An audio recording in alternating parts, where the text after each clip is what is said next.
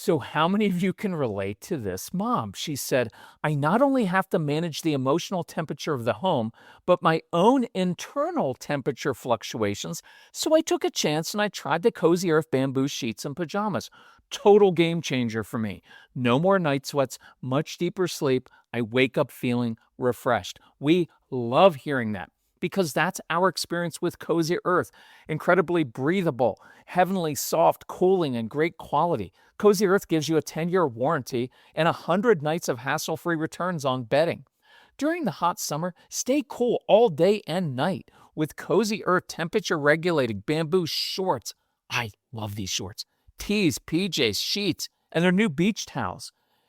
Cozy Earth is made from viscose from bamboo, breathable, soft, and built for summer. So head to CozyEarth.com. Use my code CALM for an exclusive 20% off. CozyEarth.com. Use code CALM for 20% off. And please tell Cozy Earth the Calm Guy sent you. So let's make this the school year we give our kids tools to succeed in school by working with their natural learning style and feeding their curiosity. iExcel makes that so much easier. iExcel is an online learning program that enriches your homeschool curriculum and helps any student from K to 12.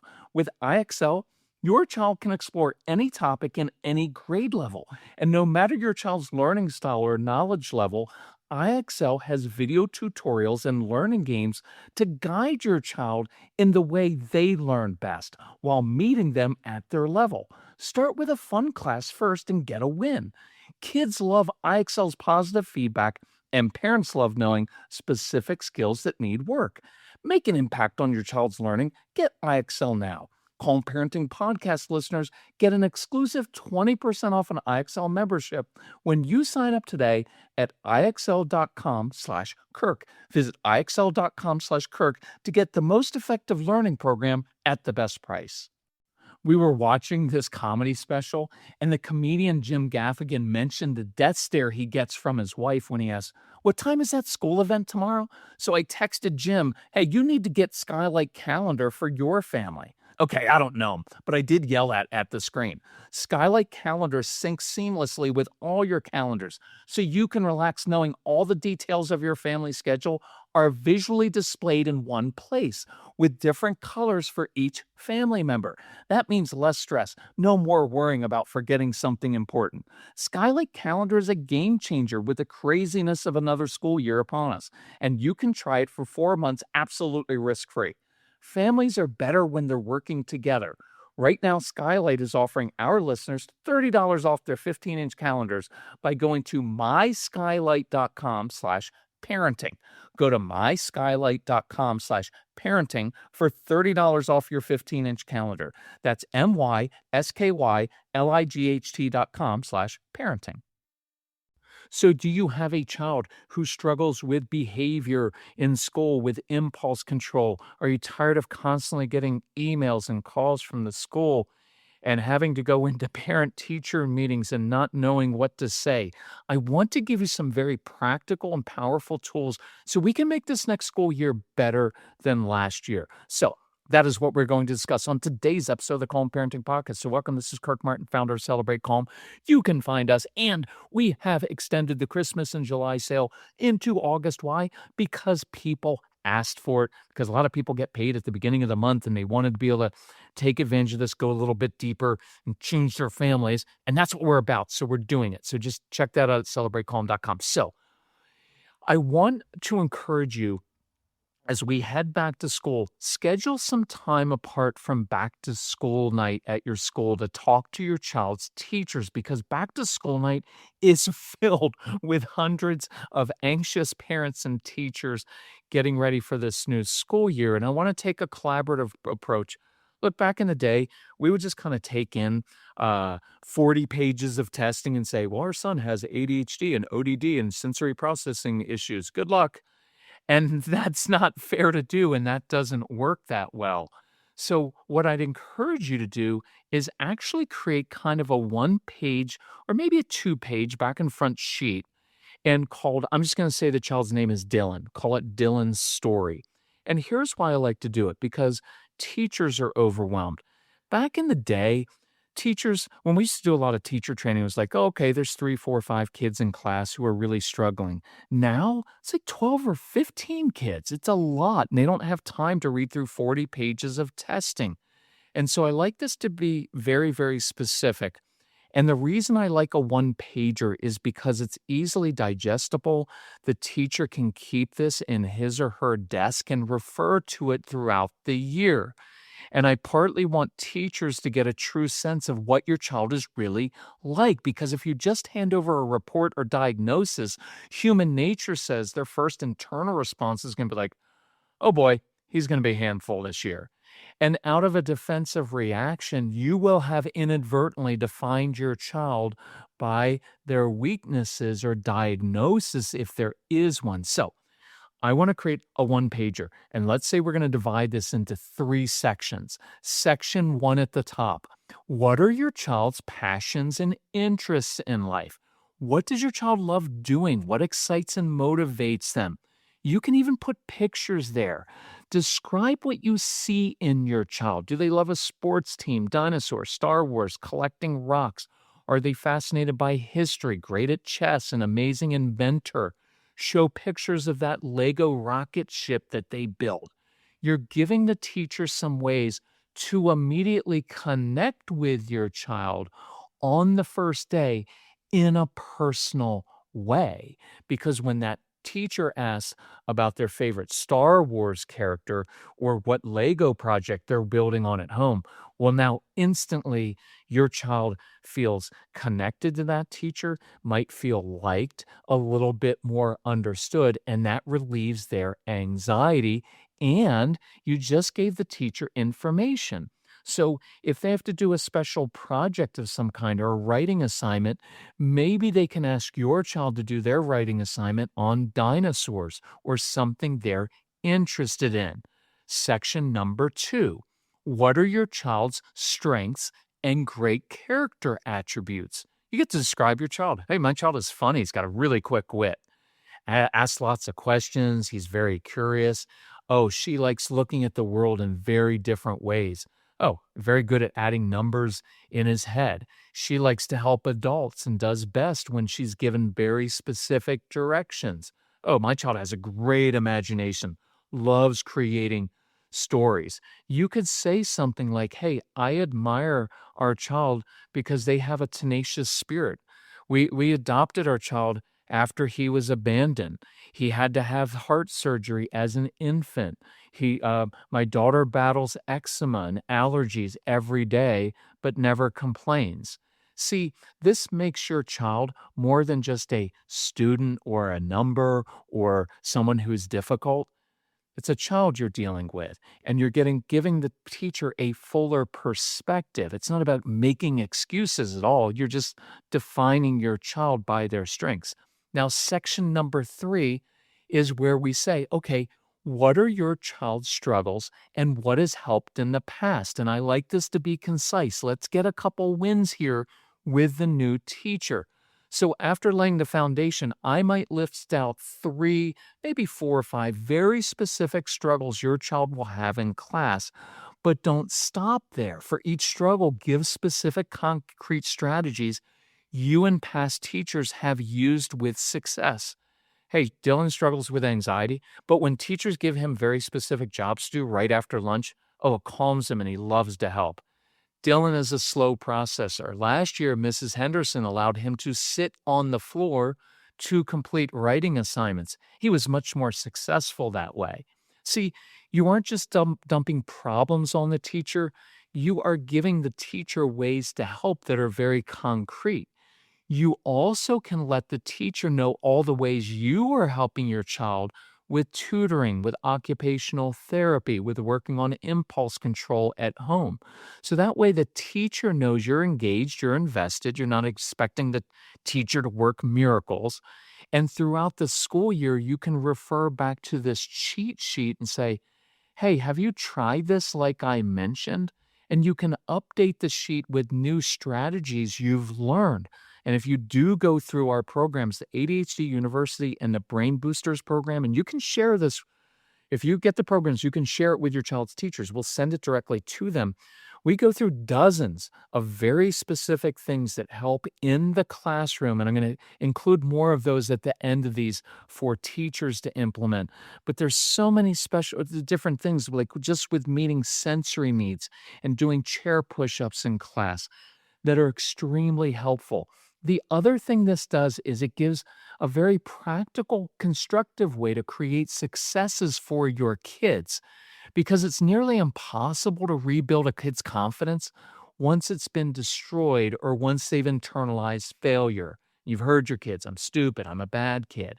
So you have an opportunity at the beginning of the school year to prevent some of the battles and the tears and the kind of the wounded little souls. So here's another way you can address this. So the school year is underway, and you can send a note in and say, "Hey, Mrs. Henderson, I appreciate how challenging it can be to teach and parent kids like ours." Right? You and I share the same goal to ensure, I'll just make it about us, ensure that Casey is a curious kid who loves to learn. And we've discovered Casey doesn't respond that well to consequences or timeouts, tends to shut down when he's overwhelmed or things get negative, and he's struggling with feeling like no one likes him. And our typical discipline tools at home aren't working either. So, could we try something different for the next 2 weeks and see if we can make progress? I like framing it that way. You're not asking a teacher to change their entire curriculum and how they teach. You're just saying, hey, and I do this a lot with spouses. Hey, look, we've been doing your way for the first 6, 7, 12, 15 years of our child's life. For the next 2 weeks, could we try doing it differently and see if we make progress? Because that's a defined time limit. And we're going for progress. So, could we give Casey tools to succeed, affirm for positive choices, and build his confidence?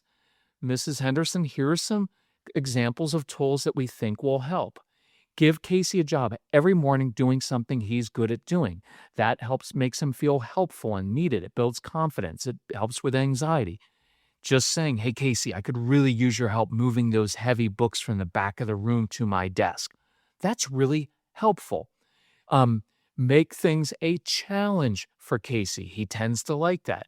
Hey, Casey, the other kids are adding two-digit numbers. Think you could add three-digit numbers? You know what, Case? Bet you can't do X. A lot of our kids like that. And by the way, you could send in worksheets that you created that have triple digit additions. So you're not requiring the teacher to do all that extra work. And then the third thing, Mr. and Mrs. Teacher, is for the next 2 weeks, can you just affirm Casey for every good choice he makes to counterbalance the negatives? Because, look, as an aside, I know how this works. Our kids, they're impulsive and they don't always sit, they don't always follow directions. So there's just going to be all these negatives. And I'm not asking them to overlook that. I'm saying, hey, why don't we put more energy into affirming the positives because our kids are very much like that. They respond to that. Catch your kids doing well. Hey, you know what? That was a good choice, Casey. I'm proud of you. It's like sowing lots of little seeds, short and sweet.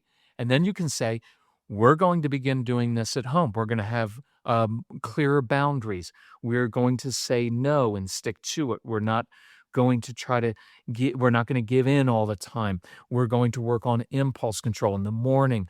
We're going to give Casey a sensory exercise when when he shows up in your classroom, he will have already gotten some exercise. And then you can just reiterate, let's try this for 2 weeks and see if we can make progress. We appreciate all that you do. That's a nice way to frame this discussion so that you're both working on things. Now, what are some different tools we can use in the classroom and that you can apply to home to help with different behavior issues? This summer, we've met people on the trails from all over the world. Tourists underestimate how tough this elevation can be out here, so I always have extra Cure hydrating electrolyte packets with me because it provides quick, delicious, pure, and effective hydration. Cure is clinically proven to hydrate as effectively as an IV drip. Cure is also clean, natural hydration. No added sugars, no artificial ingredients like expensive sports drinks. It's just coconut water, pink Himalayan salt, and a burst of real fruit. And you don't have to compromise on anything because Cure tastes great, with flavors kids and adults love. Don't mess with my berry pomegranate. Try Cure in the morning, afternoon, just like we do daily. And I bet you'll feel energized with more clarity without the crash. In exciting news, you can now get Cure Hydration at your local Target or get 20% off at curehydration.com with code CALM. That's curehydration.com, code CALM. So this is cool. I go to hungryroot.com/calm. I click our food preferences, carb conscious, less sugar, high protein, anti-inflammatory, and I immediately get 10 plus options. So I choose the tzatziki chicken bowl with quinoa with 47 grams of protein. It takes 5 minutes to prepare. It's delicious, no wasted ingredients, no stress battling traffic and grocery store lines. Hungry Root is like having your own personal shopper and nutritionist wrapped into one. They recommend healthy groceries and meals tailored to your family's tastes, and they have amazing kids options. Make Hunger Root part of your back to school routine to de stress mealtime this school year. You're going to love Hunger Root as much as we do. For a limited time, get 40% off your first order. Plus, get a free item in every box for life. Go to hungryroot.com/calm and use code CALM. That's hungryroot.com/calm, code CALM to get 40% off your first box and a free item of your choice for life. So, we talked on a recent podcast about helping disorganized kids get organized as school begins. So, I have an idea for you. Let your kids browse with you through wayfair.com's huge selection of organizing tools. Let them choose bins and desk supplies they can use to feel more confident and in control of their space. I'm using Wayfair.com's 20 million verified 5-star reviews to upgrade my home office where I record the podcast because you know how good it feels to be organized and have a place for everything. We love Wayfair because they have a huge selection of home decor and organizing items that are easy to find and order with great prices that fit any budget and fast free shipping. Join Wayfair Rewards today and get 5% back on every purchase so you can start saving on your next home upgrade. Head to wayfair.com to shop all things home. That's WAYFAIR.com. Wayfair, every style, every home. Okay, in general, here are two different ways to handle misbehavior. The typical way we do it is, hey, you either cut that out or else. You lose your screens, go to your room. At school, you're going to miss recess or go to the principal's office. But that tends not to work very well at all with strong willed kids, and it's just not an effective tool. So the other way is this: instead of punishing a child for failing, why don't we proactively give kids tools to succeed? See, I want to meet internal needs. I'll give you a couple quick examples. Like even at home, like if you've got young kids and late in the afternoon, they're acting up and you just say, hey, quit doing that. You guys need to behave. Nothing changes. But if you give them a snack and you feed them, the behavior changes. You didn't change their behavior. You met an internal need. It's like getting kids or yourself some sleep. Your behavior changes. Or kids with sensory needs. If you don't meet those sensory needs, your kids are going to rumble. They may come into a class and start wrestling with other kids.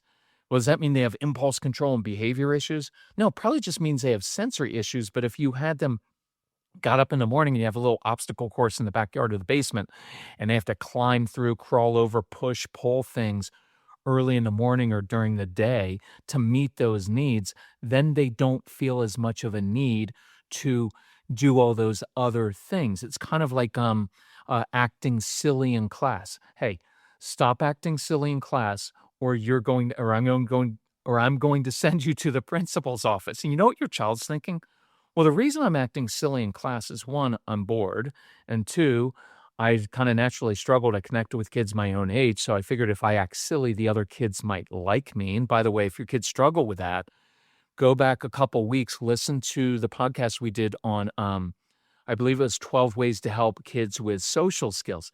See, just sending them to the principal's office, you know what your child's going to be like? Wait, so I'm gonna act silly, which meets a couple needs of mine to overcome boredom and have kids like me, and now you're gonna send me to the office of the CEO or the president of the school, where I'm going to have an amazing conversation with that that adult, and I get to skip out of your boring class and walk through the halls? Oh, I'm doing that all day long. See, that's the fallacy of thinking that consequences really work. So we have to meet the internal needs. So let me give you a couple examples of things that teachers could do in the classroom. And I encourage you, if this resonates with you, you could share this podcast with your child's teacher, and hopefully they'll find it helpful. If you do have or get our programs, just email Casey and we'll send the ADHD University and Brain Boosters school program to your child's teacher, and they'll have dozens of tools to help your child. So let me give you a quick one. So many of you have kids who struggle with transitions. And let's say they're out at recess or at lunch, which is often a chaotic time. It's difficult for your kids to manage. And then they have to come back into class. Well, everybody's coming back into class and it's a little bit chaotic and disorderly. And the teacher's going to be like, hey, I need you to be on your best behavior. And your strong willed child is like, this is my best behavior. And so instead, I go to that child and say, hey, I can really use your help. When we come back in from recess, I need you to picture these three things in your brain: one water bottle, three paper towels, the front row of desks in my class. And the child knows what the teacher wants him to do, which is come in and clean the first, front row of desks in the class. The reason I do it this way is there's a lot of research that says kids, especially those with focus issues, a lot of ADHD kids, can actually remember things when they visualize it. And so it was very specific. I'm giving the child a specific concrete mission.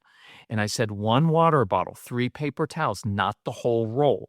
So when that child comes back into my classroom, he's got a mission. And our kids tend to do very well when given specific missions. And he comes in and he's spraying down the desks instead of other children because I made it specific. And he's wiping the desk clean. You know what else that does? Remember Karate Kid? Wax on, wax off. While you're scrubbing the desk, you're crossing the midline of the brain and the body, and it helps both hemispheres of the brain work together. That helps with focus, attention, helps with behavior issues. He's also getting some sensory pressure. So instead of pressing down on other students and classmates, he's pressing down on the desk in the school, in the class. It only takes about 45 seconds. I created a success, and now I get to tell that child, hey, really good job cleaning. I appreciate that. Now throw away the paper towel, sit down. That's a great transition back into class. Now, what this happens a lot with our kids. So I'm a teacher, I'm in math class, and the child is reading a book. Now, one of two ways to handle it. Look, most of us are going to be like, "Hey, this is this is not reading class. This is not English. Look, this is math class. You need to put your book away." And sometimes we'll get kind of a snotty tone, and we will kind of be very negative with this child. You know what? I don't know how many times I have to tell you that you don't read your book in math class. Well, I can just tell you, if you use that kind of negative tone or condescending tone with a strong willed child, you're basically going to get kind of the FU response, and they will get back at you and they'll misbehave on purpose. Because what's the downside? What are you going to send me to the principal's office? Like, I don't care. Oh, I miss recess. Well, I'm not really good at playing with other kids anyway.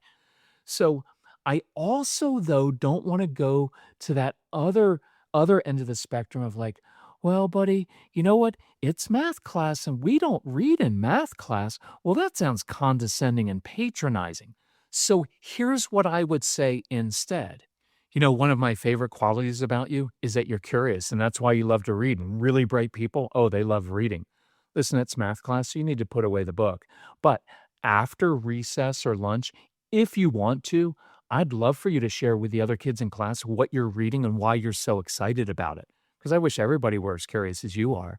See, I didn't let him get away with it, but notice the tone. Hey, it's math class. You need to put away the book. It's kind of that assumed close, businesslike, matter of fact. I didn't attach any snottiness to it, any negativity to it. It's just this is how I roll in my class. And I want you to use that in your home. Hey, this is just how I roll in my home. I'm not going to beg you. I'm not going to talk like this, but I'm not going to scream and yell. And then I affirmed the child in this and said, oh, I know the reason you like to read is because you're curious, and I'd like you to share that with others. See, I still got him to put the book away, or her, but I was able to build confidence and connection. That is what we are after. Let me do one more. So you have kids who sometimes struggle with social skills, and I mentioned they may struggle at recess. So let's say the teacher were to pull your child aside and say, "Oh man, I've noticed something. You are really amazing at drawing. I've seen your graffiti in the boys' bathroom. Really inappropriate, but actually very good." I'm kidding. Because sometimes with your kids, their great traits, right? Their ability to argue like an attorney. Well, we tend to only see the negative side, like, oh, he's a little attorney, never stops. Well, we miss the good part of that, which is, oh, great critical thinking skills. They're listening to you. They're coming up with overcoming your objections. They're using strategic thinking. See, we've got to pull out those positive sides of it. So, hey, next week we're starting a new unit on reptiles. You're really good at drawing. And so I'm wondering if you and Jimmy at recess, if I pulled out or the back of the classroom some poster board, could you guys draw some different reptiles for me? I'll hang those up on the whiteboard. So next week we've got nice visuals. That'll really help me teach.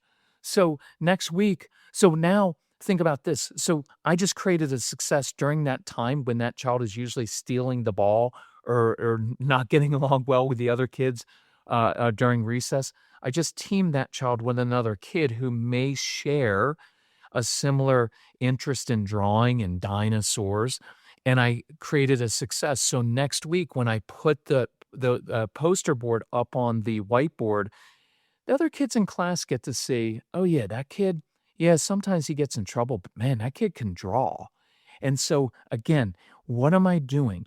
I'm trying to get to the root needs here. I'm trying to go a few steps beyond, hey, cut that out, stop that. And I like making it very specific and concrete, things that kids are good at doing. So I encourage you, as you begin this school year, think about that one pager. And if you need, it could be the front and back of a sheet, but it makes it very convenient for the teacher to pull that out and say, okay. Because my experience with teachers, and again, we've had really bad experiences with teachers and had to pull Casey out of school before, so I understand that. But I've trained a lot of teachers. They really want to help. They just don't always know exactly how to. And so you're giving them a cheat sheet to say, oh, yeah. Because we used to tell Casey's second grade teacher, oh, just ask him about his hockey game. Every Monday morning, ask, and you will own Casey. He sleeps with his hockey stick at night. And so if you want him to do anything, write a paper on hockey. Tell me what you need to do in order to be a better skater. Break down 3 different reasons why. You're giving them tools to help your child with tools. I hope you found this helpful. I'll do more on this if you want. Again, if you have our programs or if you don't, take advantage of the Christmas in July, even though it's August sale, and email Casey and tell him, and we can send your teacher those specific programs that will really help them. If you need anything, just reach out. Casey, CASCY at celebratecalm.com. Proud of you. We're going to make this school year a good one this year, and I'm excited about that. All right. Love you all. Talk to you soon. Bye-bye. Queen Carvania stood haloed by the morning sun. An army hung on her every word. My champions, I have sold my chariot on Carvana. 'Twas a lovely SUV, an inexplicably queenly offer. They're even coming to the castle to collect it. Tonight, we feast! An offer you can feast on. Sell your car today on Carvana. Pickup fees may apply.